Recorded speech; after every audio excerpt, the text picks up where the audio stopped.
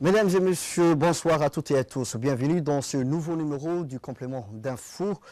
Complément d'info était en pause suite à la pandémie du Covid-19. Mais à présent, nous revoilà de nouveau sur ce plateau avec le ministère de l'Éducation nationale et de la formation professionnelle. Nous allons aujourd'hui, dans ce numéro, aborder la reprise de cours. Ici, avec moi, sur ce plateau, le directeur général de l'enseignement au ministère de l'Éducation nationale et de la formation professionnelle, M.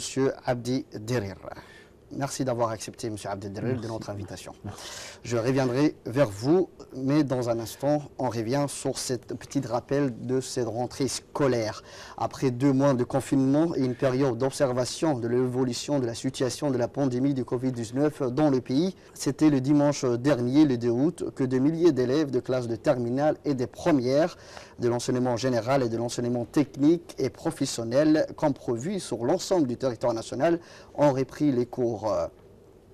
C'est ça en effet pour ce qui concerne les classes de première et des terminales, soit 10 933 élèves, dont 6 395 en classe terminale et 4 538 en classe de première, qui reprennent le cours pour 3 semaines de révision avant les examens de baccalauréat et les épreuves anticipées des premières prévues pour le début du mois de septembre.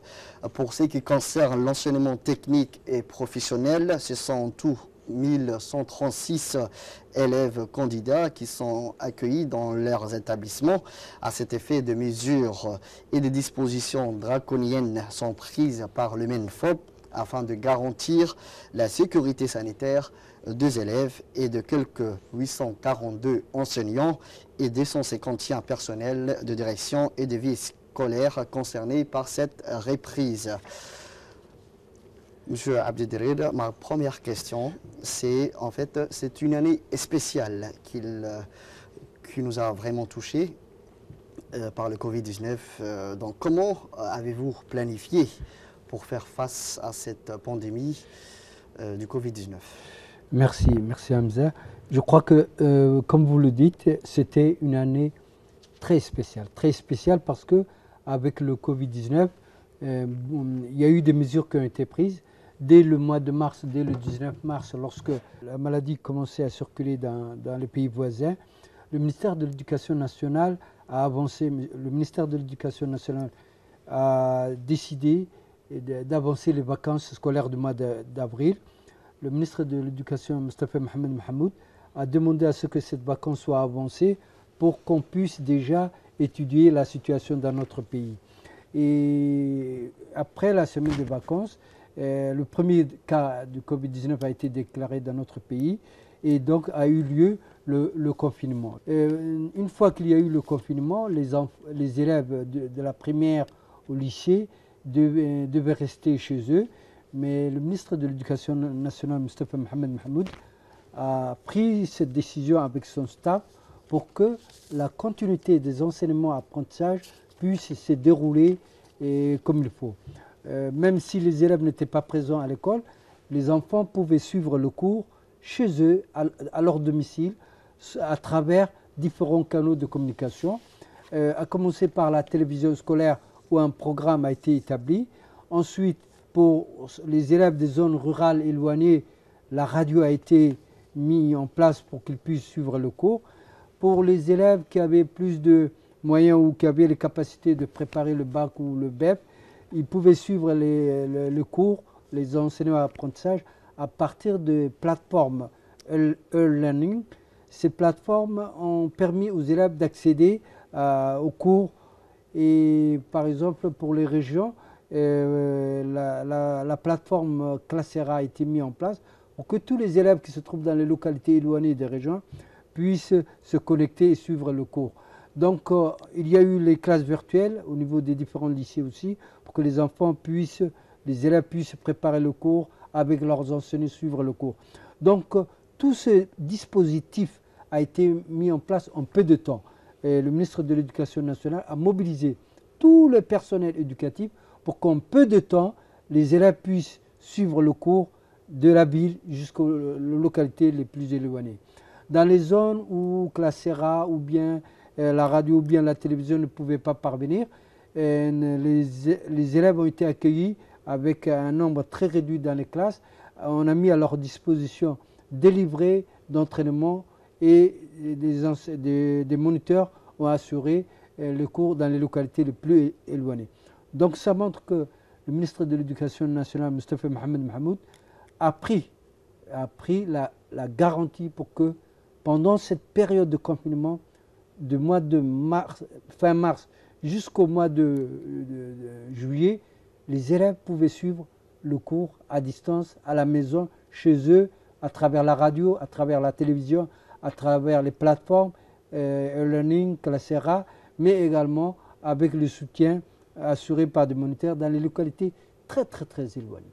Donc ça montre l'engagement du ministre de l'Éducation nationale pour que tous les élèves djiboutiens puissent bénéficier d'une continuité pédagogique tout au long de ces périodes de confinement. Le dimanche dernier, il y a eu une rentrée un peu spéciale. Cette rentrée va durer justement 3 semaines et elle avait pour but, c'est les révisions. 3 semaines de révision pour les élèves, aux candidats, que ce soit aux épreuves de baccalauréat ou à l'anticipé en première. Donc, comment vous avez pu entreprendre ces rentrées un peu spéciales de 3 semaines également et de révision? Très bien, c'est une très bonne question, Hamza. Cette reprise a été préparée tout au long du mois de juin et juillet. Alors, comment le ministère de l'Éducation nationale a pu préparer cette rentrée? Parce que c'est une rentrée tout à fait spéciale. Les élèves devaient être accueillis dans un cadre propre, dans un cadre sécurisé. Le ministère de l'Éducation nationale, pendant tout l'été, avec l'école ménagère de Blaus, a confectionné des masques. Plus de 60 000 masques ont été confectionnés pour les élèves. Dès le retour, ils puissent utiliser ces masques. C'est-à-dire, dimanche dernier, lorsque les élèves sont rentrés, chaque élève pouvait avoir 2 voire 3 masques pour pouvoir se préparer et pour pouvoir travailler dans la classe. Donc, des masques ont été préparés pour les élèves, des masques pour les enseignants, des masques également pour le personnel de la vie scolaire. Ces masques-là sont obligatoires au sein du lycée. Les élèves doivent porter obligatoirement le masque dans la classe, que ce soit les élèves, le personnel de la vie scolaire et les professeurs. Donc c'est pour garantir la sécurité sanitaire de tous les usagers de l'école, élèves, enseignants et personnel de vie scolaire. Donc ça, c'est au niveau des masques. Au niveau des lycées, le ministre de l'Éducation nationale, Moustapha Mohamed Mahmoud, a mis en place tout un processus qui respecte l'hygiène sanitaire. Dans chaque lycée, des stations de lavage pour les mains avec des produits hygiéniques, avec des produits de savon ont été mis en place dans chaque lycée. Alors, ce n'est pas une ou 2 stations dans chaque emplacement où un groupement d'élèves où des élèves peuvent passer, des stations de lavage au savon a été mis en place. Dès la rentrée, les élèves, dès qu'ils rentrent, les élèves, ils se lavent les mains avec de l'eau, avec du savon et ils rentrent dans la classe munis de leur masque. Donc c'est pour montrer l'importance que le ministre de l'Éducation nationale accorde à l'hygiène de nos élèves dans les établissements scolaires. Ça, c'est pour les élèves, pour le lavage les stations de lavage des mains. Ce sont pour les enseignants et pour les élèves, mais également pour le personnel de vie scolaire, pour les usagers de l'école, dès qu'ils rentrent dans la partie administrative. Dans chaque bâtiment, devant chaque bureau, a été mis en place des distributeurs hydroalcooliques. Dès que la personne rentre, elle utilise le distributeur hydroalcoolique, elle peut rentrer et en sortir dans un cadre bien strict, dans un cadre strict sanitaire. Tout ça, le ministre de l'Éducation nationale ne s'est pas arrêté à ces lavages de mains, à ces nettoyages de mains, mais également pour respecter l'hygiène, surtout l'hygiène de nos établissements scolaires, pour que les enfants et les personnels puissent trouver un endroit sûr. Les effectifs des élèves ont été réduits, divisés par 2. Par exemple, dans une classe de 45 élèves, ça a été divisé par 2. Donc, ce qui fait que les élèves se retrouvent avec chacun sur une table à 1 mètre de distance. C'est surtout pour respecter la distanciation physique entre les élèves. L'enseignant qui circule dans la classe n'a que dans sa classe 23 élèves, dispersés avec des distances de 1 mètre. Et même lui, l'enseignant, lorsqu'il va intervenir, il garde cette distance avec les élèves pour parler. Donc, c'est pour dire que nos élèves, nos lycéens qui préparent le bac doivent se trouver dans un cadre sécurisé, hygiénique, dans un cadre où tout a été réfléchi, pensé en termes d'hygiène. Et les enseignants, les élèves, les usagers de l'école, le personnel du vie scolaire sont obligés de porter le masque dans l'enceinte de l'établissement. Et revenons pour la rentrée prochaine de la rentrée scolaire. Elle coïncide avec la fin de cette année. La rentrée sera peut-être programmée d'ici 1 mois ou 2 mois. Comment comptez-vous vous organiser également pour la prochaine rentrée scolaire? Très bien, c'est une très bonne question. En tout cas, la rentrée scolaire 2020-2021 est programmée pour l'enseignement fondamental, c'est-à-dire le primaire et le collège, le 6 septembre. Et pour le lycée, après la proclamation de résultats qui est prévue le 30 septembre.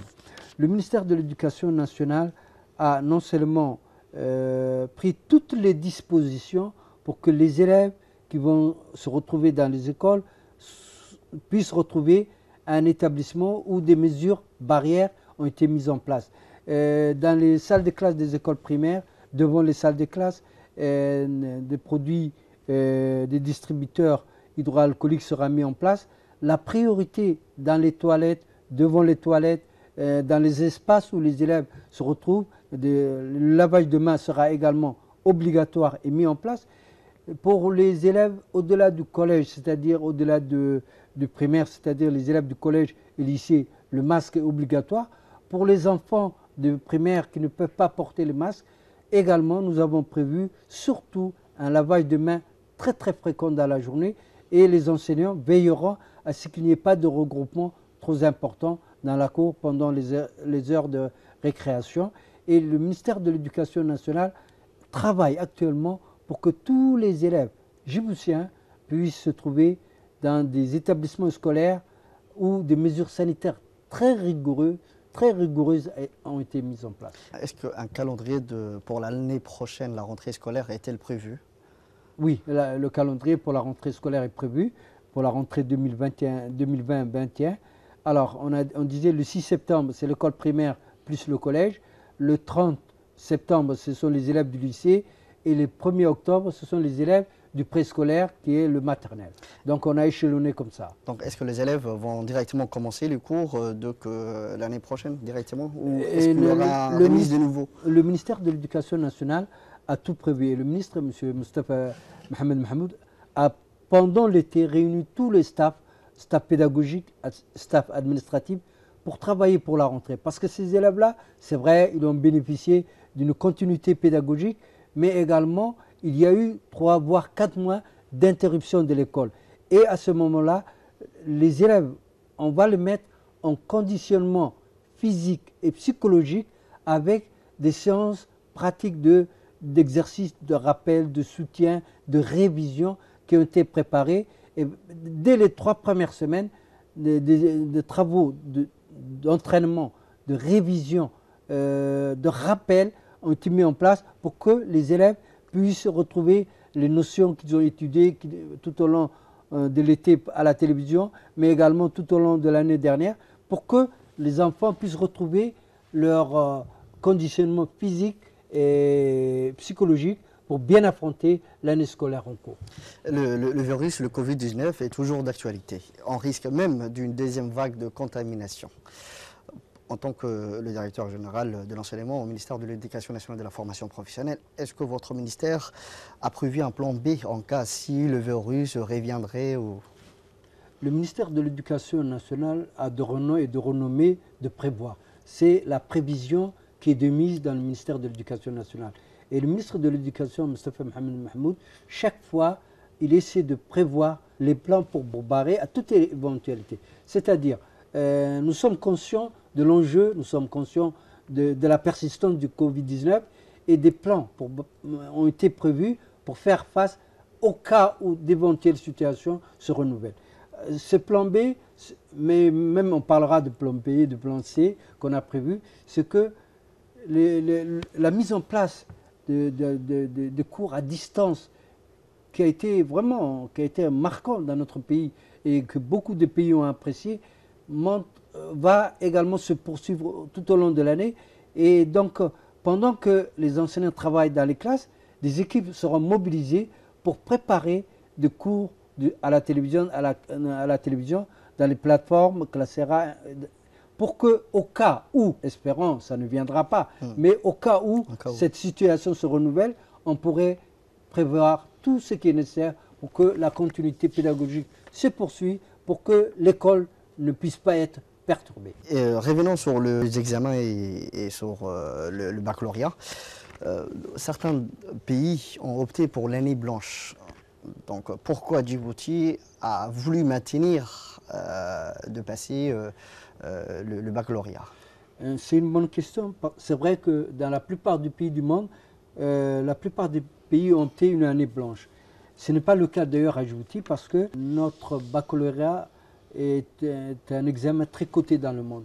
Et si c'est un examen très coté, le ministre de l'Éducation, Moustapha Mohamed Mahmoud, a voulu préserver la valeur et la qualité de notre baccalauréat. Parce que nos jeunes lycéens, lorsqu'ils ont le bac, ils peuvent s'inscrire dans toutes les universités du monde parce que tout simplement, c'est que le bac de notre pays a une valeur reconnue de façon internationale. Et si le ministre a voulu que les élèves doivent être mis en conditionnement physique et psychologique pour passer ces bacs, c'est tout simplement pour préserver la valeur de notre bac, du baccalauréat djiboutien, qui est de renommée internationale très connue. Et ça, c'est un point très très important. Et d'ailleurs, ce qui est intéressant pour nous, c'est que les élèves, tout au long des périodes de confinement, ils ont suivi cours à travers les différents canaux, tels que la télévision, Classera, les classes virtuelles. En plus, à la rentrée, ils disposent de 3 semaines pour se préparer physiquement et psychologiquement et revoir les notions importantes pour se préparer au bac. C'est-à-dire, pour cette année scolaire, malgré les difficultés, malgré le confinement, tout ce qu'on a eu, on peut dire que nos élèves aujourd'hui, qui ont bénéficié de toute une continuité pédagogique, sont prêts à passer ce bac, mais avec beaucoup plus de capacité parce qu'ils ont à la fois suivi ça à la télévision, sur les plateformes, mais également ils ont eu la chance d'avoir encore 3 semaines pour réviser les notions essentielles, les notions sur lesquelles les élèves doivent s'y préparer. Donc c'est une chance et c'est ce qui permettra à nos élèves de passer de façon très sereine le bac, et c'est pour montrer la valeur que notre ministère donne au baccalauréat djiboutien, parce que notre pays vit avec les ressources, notre pays a un avenir sur le développement de ses ressources humaines, et donc le baccalauréat djiboutien a été préservé dans toute son intégrité, dans toute sa valeur. Est-ce que tous les moyens et conditions sont-ils réunis pour le bon déroulement de ces épreuves? Voilà, donc c'est une très bonne question également. Le baccalauréat d'habitude, généralement lorsqu'on fait passer les années précédentes, le bac, on utilisait 6 sites où les élèves étaient répartis. Cette année, on a doublé les sites parce que tout simplement, on a divisé les élèves à moitié. Ce qui fait que les sites ont été doublés de nouveau. Les masques, alors en plus des masques que les enfants utilisaient pour la rentrée, nous avons prévu des masques uniquement qu'ils vont utiliser pour le baccalauréat. On va prévoir dans les centres d'examen, dans les salles, dès la rentrée. C'est vrai que dès que les élèves rentrent dans l'enceinte des lycées, il y a les stations de lavage des mains avec du savon, avec du gel hydroalcoolique. Mais à l'intérieur, ou bien juste au portail de chaque salle, il y aura également des distributeurs d'alcool hydraulique. Et donc, c'est que dans tout ça, le ministre veut, tout enfant djiboutien peut passer son bac avec une sécurité maximale. Et surtout, ce que montre le ministère de l'Éducation nationale, c'est la garantie au niveau de la sécurité sanitaire de tous nos élèves djiboutiens qui vont passer ce bac avec des conditions tout à fait spéciales pour ce baccalauréat. Quel message aimeriez-vous adresser aux parents et aux élèves? Merci. Donc, on va adresser un remerciement profond aux enseignants d'abord, parce que tout simplement, pendant cette période de confinement où tout le monde restait chez soi, les enseignants ont bravé les dangers, sont sortis pour aller au CRIPEN, pour aller dans les lycées, pour donner des cours à la télévision, pour donner des cours sur les plateformes. C'est-à-dire, il y a un engagement très très très important des enseignants que le ministre de l'Éducation nationale, Moustapha Mohamed Mahmoud, remercie à tout instant, à tout moment, parce que tout simplement, ils se sont engagés pour le dévouement de notre pays et pour le dévouement de notre système éducatif. En plus de ces travaux qu'ils ont menés tout au long de l'été, le 2 août, ils étaient tous présents à leur poste pour donner des cours aux élèves et pour conduire les élèves, accompagner les élèves jusqu'au baccalauréat. Ça montre le dévouement, l'engagement de nos enseignants et nous remercions nos enseignants qui sont engagés pour la réussite de nos élèves. Nous remercions également les élèves parce que les élèves, pendant l'été, pendant toute cette période de confinement, ils n'ont pas cessé de se connecter sur les plateformes, de se connecter sur Classera, sur les classes virtuelles pour pouvoir apprendre, continuer à apprendre et réussir. Nous remercions également les parents parce que les parents, ils ont fait confiance au ministère de l'Éducation nationale pour confier leurs enfants pour qu'ils puissent passer les examens. Et ça montre l'engagement des parents qui ont toujours été aux côtés du ministère de l'Éducation nationale, même pendant les périodes difficiles. Nous remercions également les parents. Et nous remercions également, généralement, tout le personnel de la vie scolaire, les responsables, les chefs d'établissement, parce que cet engagement, c'était un tout autour de notre ministre Moustapha Mohamed Mahmoud. C'est à nous également de vous remercier d'avoir répondu à notre invitation. Mesdames et messieurs, c'est tout pour ces numéros. Pour un prochain complément d'infos, je vous prie de passer une excellente fin de soirée.